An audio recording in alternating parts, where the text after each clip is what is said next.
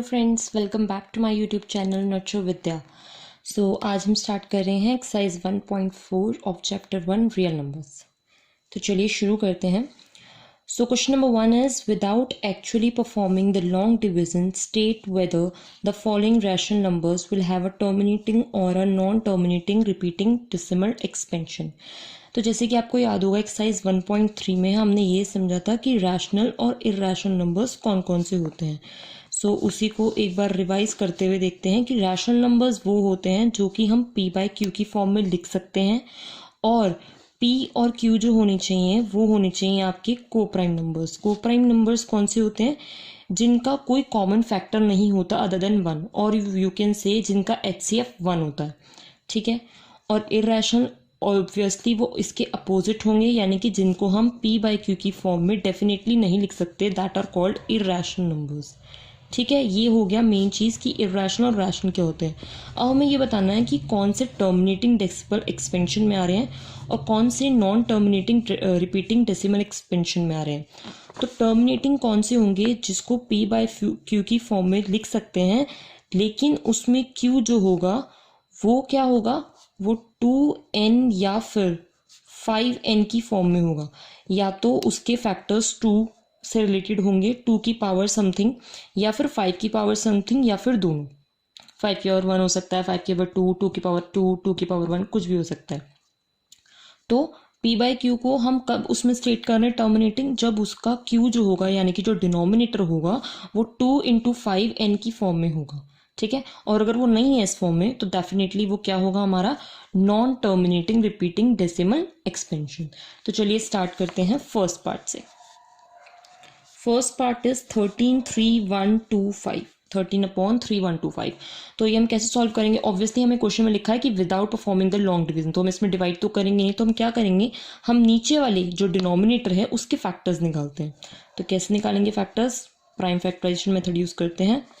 5 6 30, 12 5 2 10, 5 5 25, 125, 25, 5 1।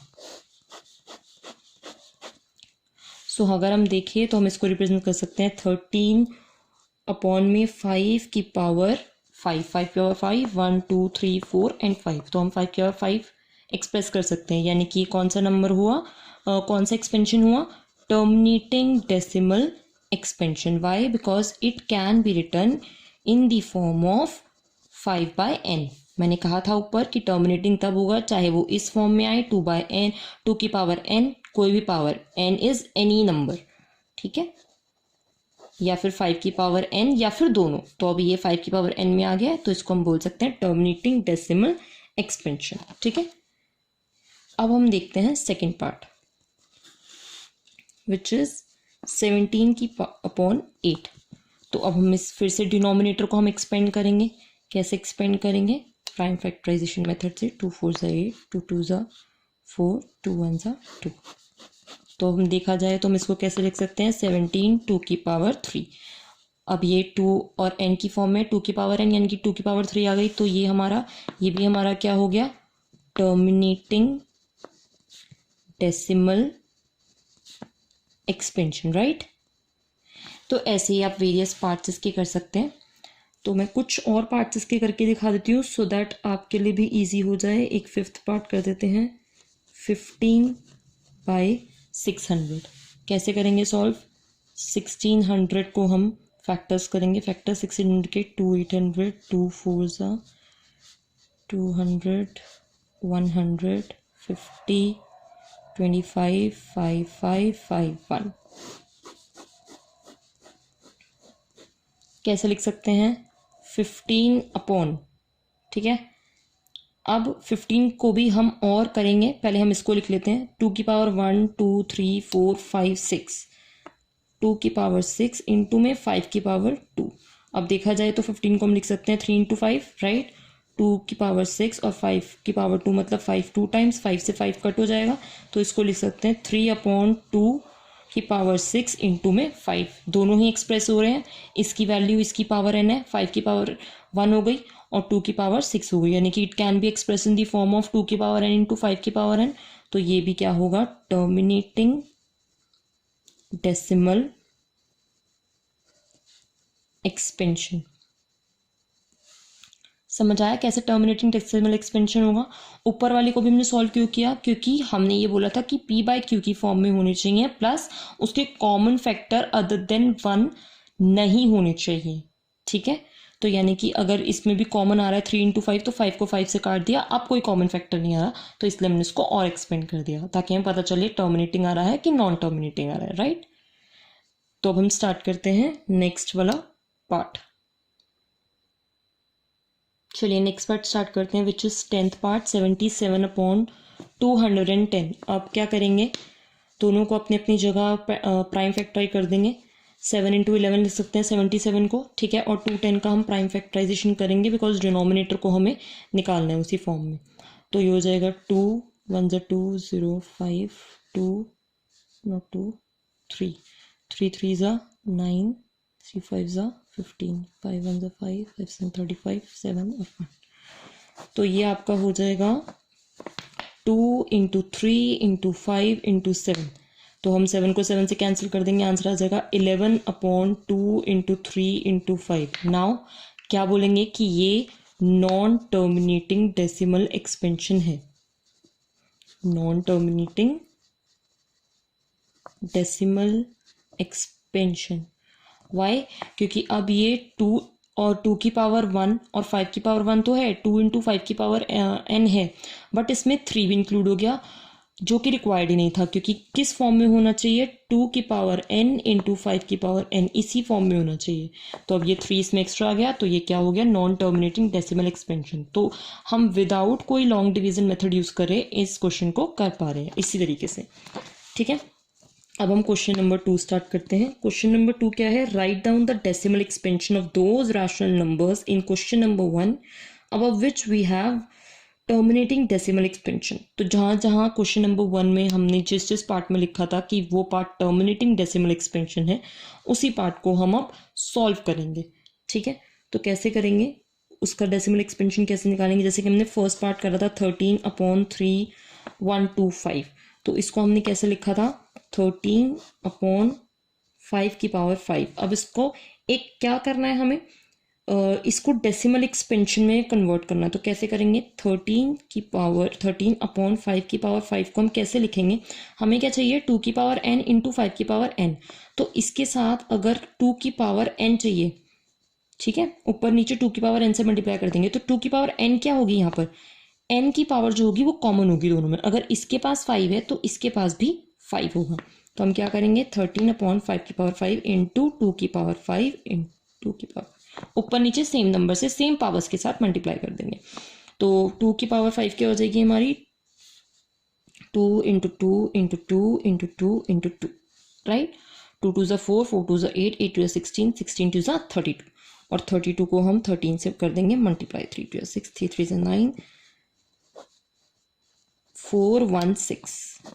ठीक है, और 5 × 2 इसको हम लिख सकते हैं 5 × 2 होल पावर 5, क्योंकि दोनों की पावर सेम है। तो 416/5 2 10, 10 की पावर 5, और 10 की पावर 5 को हम कैसे लिखेंगे, 1 2 3 4 5, 5 zeros। तो ये क्या आ जाएगा, 416, हमें कितने के बाद जीरो चाहिए, 5 के बाद, तो 1 2 3 4 और 5, तो ये आ गया 0.00416, ये आ गया हमारा आंसर। सो यही हो गई हमारी decimal expansion. Without any long calculation हम इसको सॉल्व करना है। वैसे ही जैसे सेकंड पार्ट भी हमने करा था 17/8, हमने इसको लिखा था 17/2 की पावर क्यूब। 8 को हम एक्सपेंड करते हैं 2 की पावर क्यूब करके, तो इसको ऊपर नीचे किससे मल्टीप्लाई करेंगे, हमें क्या चाहिए, 2 की पावर n × 5 की पावर n डेसिमल एक्सपेंशन के लिए।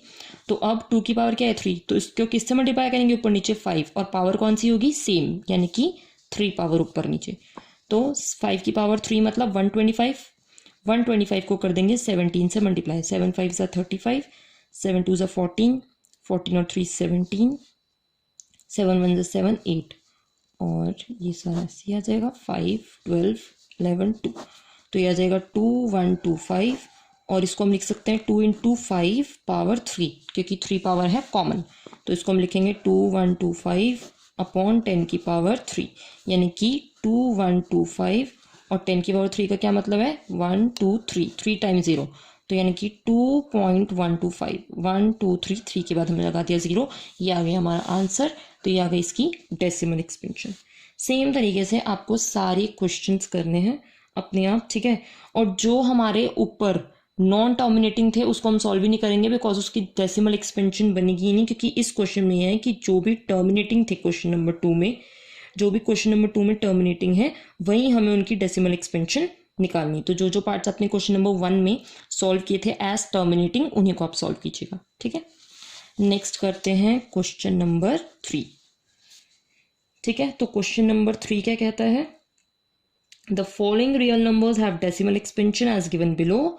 In each case, decide whether they are rational or not. If they are rational and of the form PQ, what can you say about the prime factor of Q? Q is the denominator. तो first part है हमारा 43.123456789. अब आप देख रहे हैं कि एक जगह ये स्टॉप हो जा रहा है जाकर, ठीक है। एक जगह ऐसी आई जहाँ ये स्टॉप हो गया, वहां पर और अभी कुछ नहीं आया आगे, तो इसको हम बोलेंगे टर्मिनेटिंग। सबसे पहले तो ये हो जाएगा कि ये टर्मिनेटिंग है, क्योंकि ये स्टॉप हो गया। टर्मिनेट मतलब स्टॉप होना, एक जगह इसकी डेसिमल एक्सपेंशन स्टॉप हो गई, ठीक है। ये तो डेसिमल एक्सपेंशन ऑलरेडी है, अब ये स्टॉप हो गई है तो ये टर्मिनेटिंग हो गई। प्लस अगर हम इसके डेसिमल के बाद जितने भी नंबर्स देखें वो नॉन रिपीटिंग है। नॉन रिपीटिंग मतलब 1 बार बार रिपीट नहीं हो रहा, 2 बार बार रिपीट नहीं हो रहा, 1 2 3 4 5 6 7 8 9, उसके बाद वो नंबर्स दोबारा रिपीट नहीं हो रहे, तो इसको हम क्या लिखेंगे, टर्मिनेटिंग नॉन रिकरिंग, ठीक है। वैसे तो हम नॉन जो रिकरिंग आता है वो आता है नॉन टर्मिनेटिंग में, लेकिन मैं एक तरह से आपको एक एग्जांपल के तौर पे बता रही हूँ कि नॉन रिकरिंग हम किसे कहते हैं, ठीक है। फर्स्ट ऑफ ऑल इस नंबर को हम लिखेंगे टर्मिनेटिंग। टर्मिनेटिंग क्यों, क्योंकि इसको हम P बाई Q की फॉर्म में भी लिख सकते हैं, और ये किस फॉर्म में होगा, 2 इंटू एन, 2 की पावर n इंटू 5 की पावर n। वाई, क्योंकि पॉइंट के बाद कितने नंबर्स हैं, जितने भी नंबर्स हैं यानी कि उतनी नीचे जीरोज होंगी, तो ये इसको हम इस तरीके से रिप्रेजेंट कर सकते हैं। तो इसका प्राइम फैक्टराइजेशन क्या होगा, या तो 2 होगा, या तो 5 होगा, या फिर दोनों होगा, राइट। तो इसलिए हम इसको कहेंगे टर्मिनेटिंग। तो हम अगर इसको एक स्टेटमेंट वाइज लिखना चाहें तो क्या लिखेंगे, सिंस दिस नंबर कौन सा, ये decimal expansion, since this number has a terminating decimal expansion. Terminating समझ में आया, क्योंकि ये स्टॉप हो गया एक जगह, ठीक है। डेसिमल के बाद ये एक जगह स्टॉप हो गया, रिपीट नहीं होता जा रहा, ठीक है, आगे बढ़ नहीं रहा है decimal expansion. Since this number has a terminating decimal expansion, it is a rational number. क्यों हुआ rational number, because it can be of the form P by Q, and Q is of the form 2 की power m into 5 की power m, या 2 की power n into 5 की power m, that is the prime factors of Q will be either 2 or 5 or both.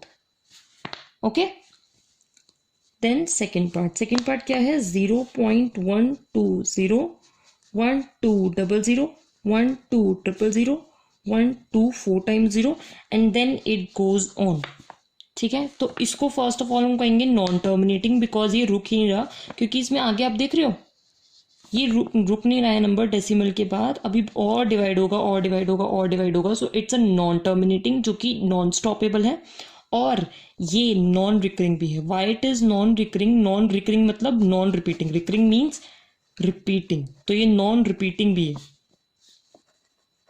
Non repeating. Why it is non repeating, क्योंकि repeat नहीं कर रहा अपने आप को, 120 1200 12000 1,20,000, तो ये बढ़ता जा रहा है बट ये रिपीट नहीं कर रहा अपने आप को, तो इसको क्या कहेंगे, नॉन टर्मिनेटिंग नॉन रिकरिंग। तो अगर ये नॉन टर्मिनेटिंग और नॉन रिकरिंग है यानी कि ये रैशनल नंबर भी नहीं है, तो ये क्या है, इररैशनल नंबर, राइट। और हमें क्वेश्चन में बोला है कि अगर ये रैशनल है तो आपको इसको फॉर्म में लिखना पी बाई क्यू की, तो ये इर्रेशनल इसलिए इसको लिखने की ज़रूरत ही नहीं है। अब थर्ड पार्ट क्या है, 43.123456789 एंड ऊपर एक बार का मतलब होता है यही होंगे रिपीट बार नंबर्स। इसको हम 123456789 को बार लगाने का मतलब है ये मतलब नॉन स्टॉपलेबली ये नंबर रिपीट होते रहेंगे, तो इसको हम बोलेंगे नॉन टर्मिनेटिंग तो है बिकॉज दे आर रिपीटिंग, और नॉन रिपीटिंग नहीं आएगा, यहाँ पर आएगा रिपीटिंग, और we can say recurring. Non terminating recurring numbers जो होते हैं वो कौन से होते हैं, रैशनल नंबर्स। ठीक है, तो इसको हम फिर से क्या लिख सकते हैं, एक स्टेटमेंट में लिखना चाहे तो since the decimal expansion is non terminating recurring, the given number is a rational number. okay, rational number है of the form PQ, और अगर ये PQ की फॉर्म में है तो Q is not of the form 2n into 5n, sorry, Q is in the form of 2 into 5 and n. The prime factors of Q will have a factor 2 or 5 or both. Okay, सो इसी के साथ हमारा ये exercise भी ख़त्म होती है और चैप्टर भी ख़त्म होता है। तो और इस चैप्टर से रिलेटेड जितना भी सब कुछ था एक्सरसाइज 1.1, 2, 3, 4 सभी मैंने डिटेल्स में करा दी हैं, और उसके लिंक्स में जो हैं वो डिस्क्रिप्शन बॉक्स में दे दूंगी। आप वहाँ से जाकर एक्सरसाइज 1.1, 2 एंड 3 भी अपना प्रैक्टिस कर सकते हैं और अपने प्रॉब्लम्स निकाल सकते हैं। ठीक है, तो इसके साथ ही मैं अपनी वीडियो को एंड करती हूँ और मिलते हैं आपको नेक्स्ट वीडियो में with a new chapter number 2। सो अभी के लिए take care, bye bye, and do subscribe my channel, share this video as much as you can. Thank you.